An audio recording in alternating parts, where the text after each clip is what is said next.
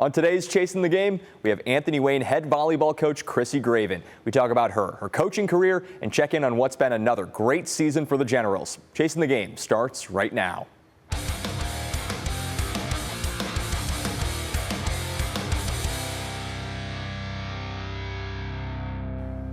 Welcome into Chasing the Game. Chrissy Graven is here. Chrissy, thank you so much for coming in and doing this. It wasn't too long ago we had you on the Coaches Roundtable. It was like 2 weeks ago, and now you're back. Just how's life? How are things? Good. No, appreciate the opportunity, and again, thanks for highlighting our program and the success that we've had. So. Absolutely, yeah. I mean, you guys are what, 16-1 now? You guys are doing, I mean, again, amazing season for you guys. Only lost, I think, to Stetson, right? Another like state powerhouse, right? Yeah, Seton, Division I. They're ranked #1. Yeah, they're definitely a powerhouse in Ohio. So it was the first time we've played them and went toe to toe with them, I would say. So. Yeah, you guys last year, I think, I forget how many wins. It was like 20 something and like 2, which is like, I mean, there's a handful of programs in the state that get to that level. Is there pressure when you guys get to, you know, however many double-digit wins and like one loss, like, oh, we can't lose again, or oh, we have to maintain it? Is there pressure on that? Is it just sort of, we're doing our thing and we're not really worried about the record? Yeah, I mean, coming into the season, we met as a team and talked about what goals that we had, and one of them was to go undefeated this season, which is a great goal to have, but also I think losses teach us things that we need to work on and opportunities to get better. So I don't think a loss is necessarily negative. If anything, it teaches our girls a lot about how to overcome and what we need to work on to get better for the next match. So no, I don't look down on losses at all. I think it's healthy. Yeah, I mean, it's great that the kids are thinking about it. Like, they're so confident in themselves. Driven. They're like, yeah, let's go undefeated. Yes. But you are, as a coach, probably glad that, okay, we've had a loss here, so it's not the end of the world. Right. We can move on. There's going to be another game. We can figure things out. And you guys, I'm sure, probably get a lot more from losses than you do from wins sometimes. Yeah, how do you respond? And you can go one of two ways. So proud of how we responded after the Seton loss. If anything, we'd love to play them again if we could later in the season, just to see how we develop and over that time. But yeah, you guys, you just come off that win against Magnificat. For the people who don't know, Division I, Division II level program, very good. One of the best teams in the state. 5-set win for you guys. I think it was in that 5th set. It was like 15-13. Yeah. How good does it feel to see? Okay, at this point in the season, we got to win over a team like that. Yeah, going in, I would say we were very confident in our abilities and our team dynamic. We have great leadership this year with our senior class, and we played Mags last year and beat them, which was a great win. And then it was a matchup that I think we're very evenly matched, player for player. It could have gone either way with just how even the stats shook out.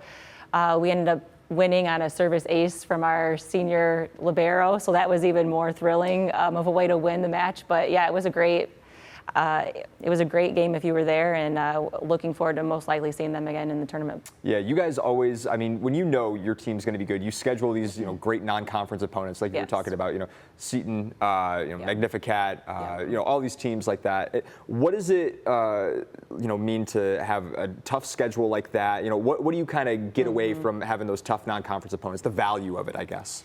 Yeah, I mean, we obviously have to play our NLL schedule, which is great during the week, but I mean, you have to battle test your team and see how they perform under pressure, how they're pushed, and how they respond, because the end goal is tournament time, and getting to right state. So it's very important to play as competitive as the schedule as you can, just to see how your team rises to that level. So yeah, it's very important. Yeah, you guys, again, very talented roster. I mean, the Pike twins, you got Charlie Gardner, people who are committed to, a college level. Right. What's it like, in gyms in the off season, you're like, man, we got a really good team this year. What's that like, kind of sitting back and you're like, man, we got a really talented roster?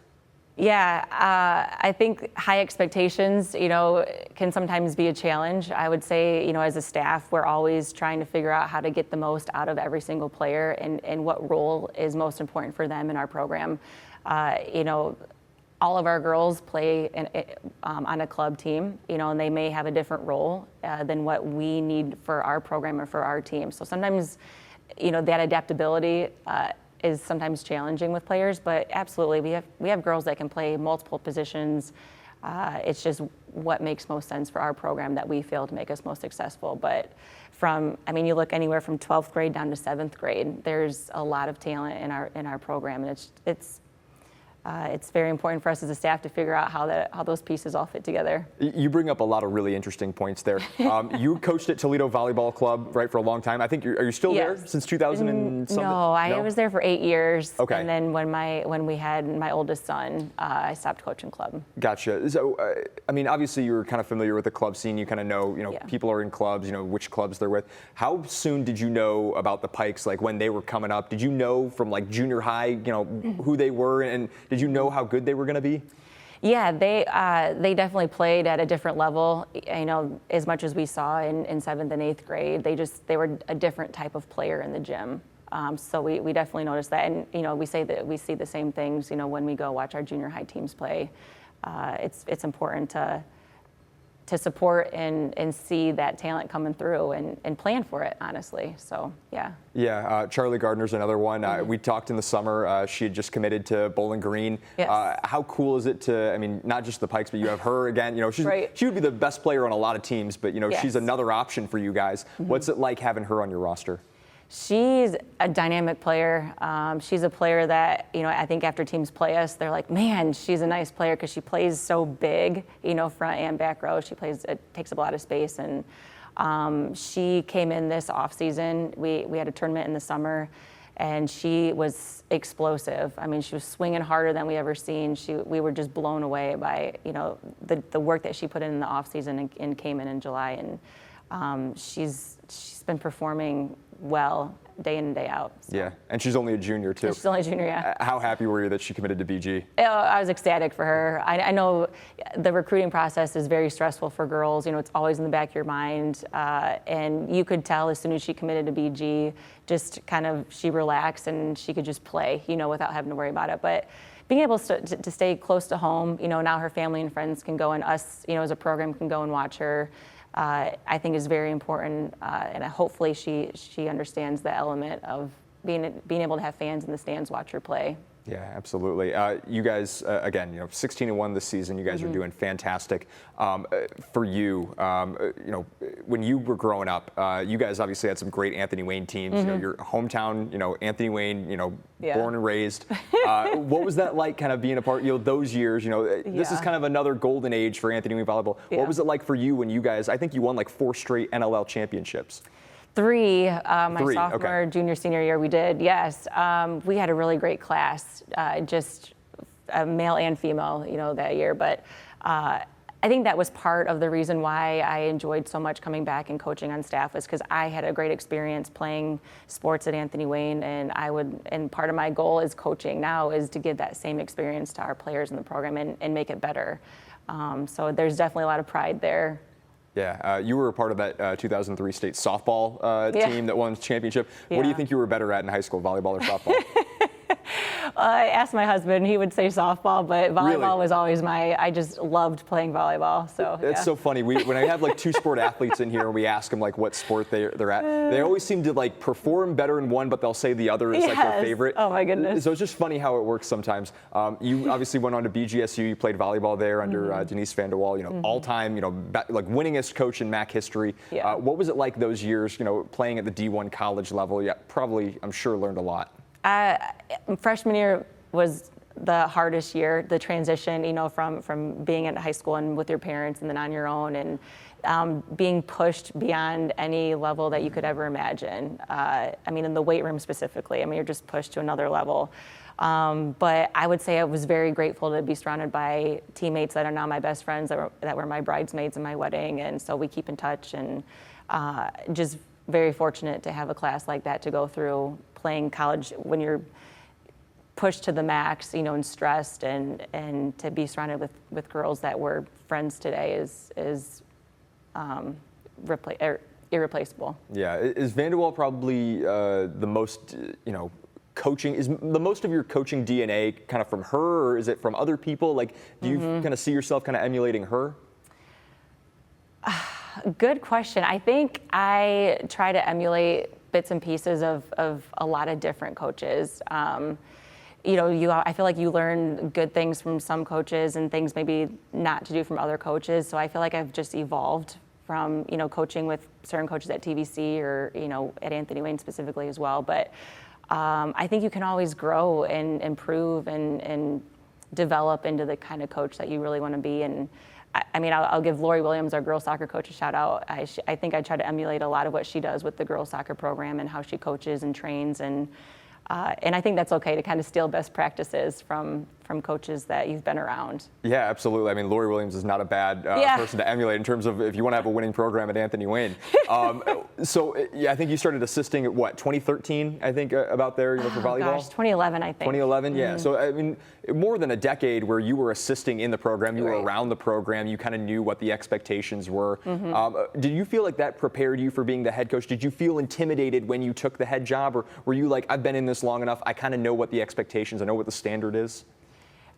I don't know if anything prepares you for running a program until you do it yourself. I felt like as an assistant or even, freshman or varsity assistant coach that, I knew or had an idea of what it would take, but nothing I think prepares you until you're actually in the shoes running the program, because it's everything from, fundraising to scheduling to logistics to everything, versus I feel like when you're an assistant coach or a freshman coach, a lot of times you're buffered from a lot of those outside factors. But no, I think if you're coaching under leadership, I think it depends on that kind of leader, how they pour into the staff. And so that's kind of something I try to do, is to include our staff in a lot of decision making and a lot of what goes on behind the scenes. And I really appreciate the staff that we have. They're amazing coaches, and we're all in, and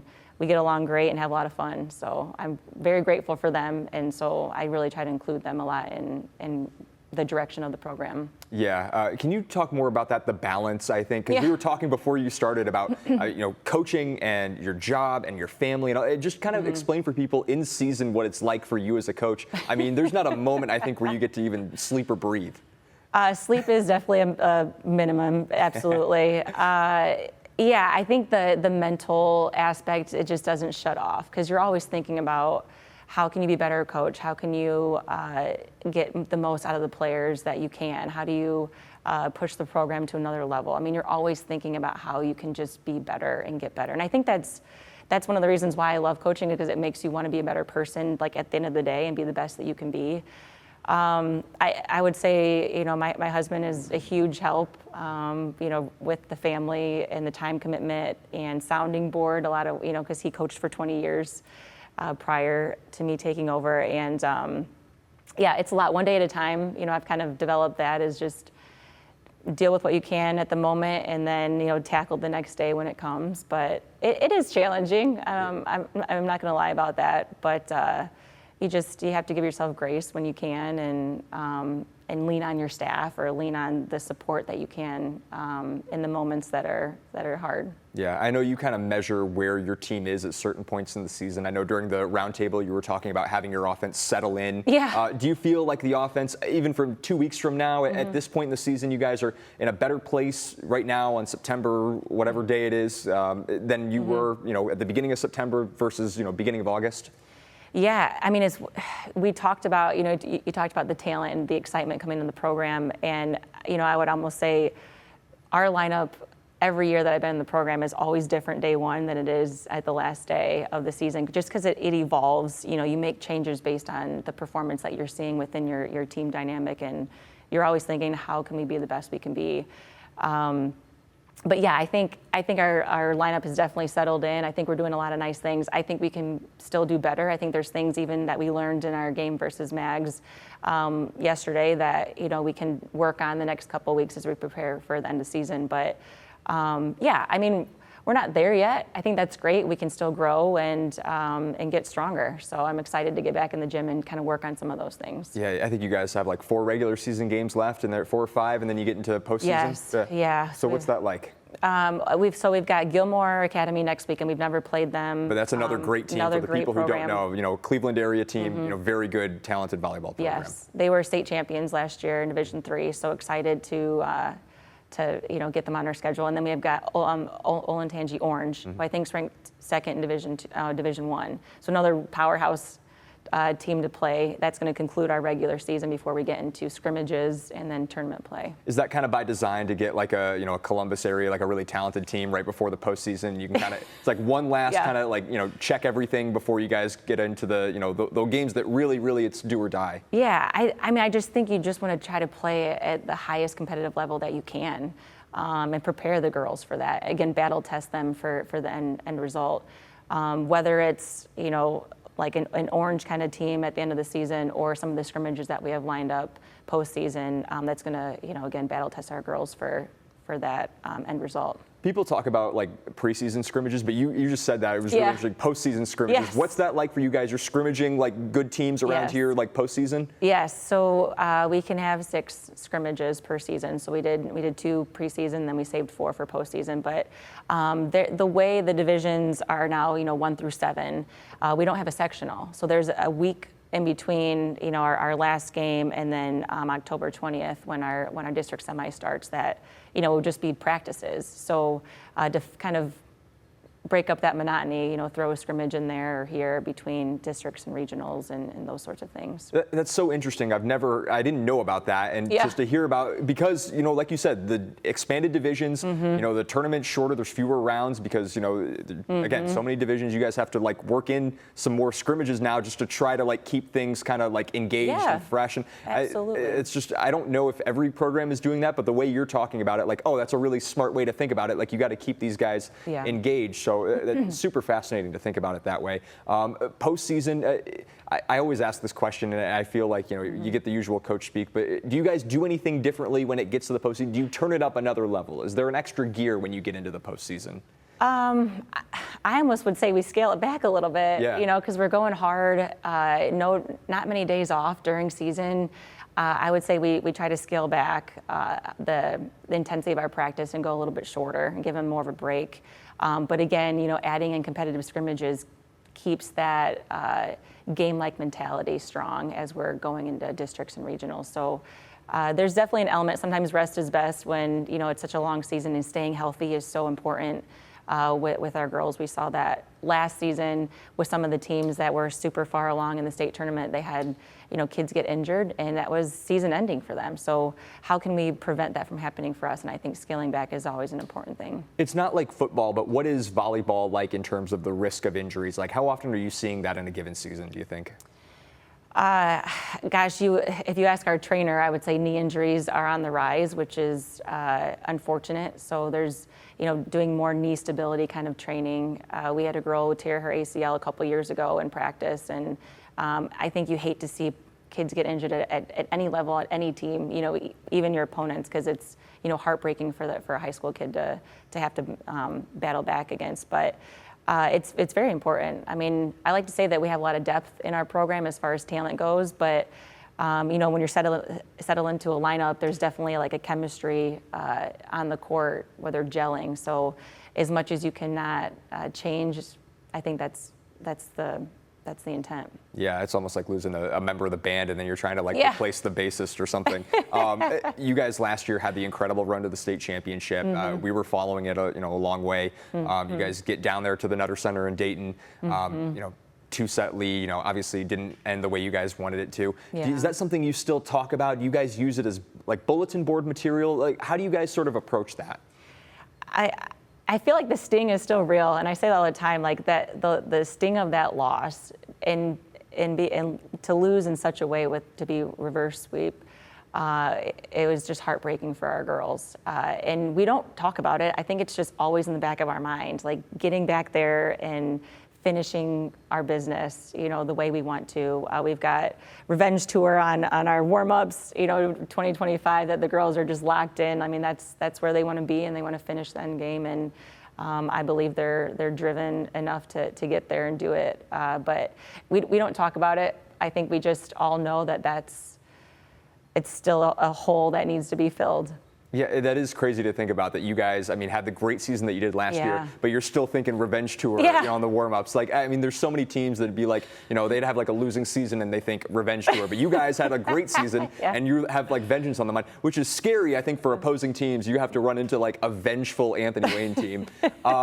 Anything else that people should kind of be aware of as we're getting into like this home stretch of the regular season? Again, postseason is going to be coming up, and just anything that people should be on the lookout for as we kind of get into the back half of the season?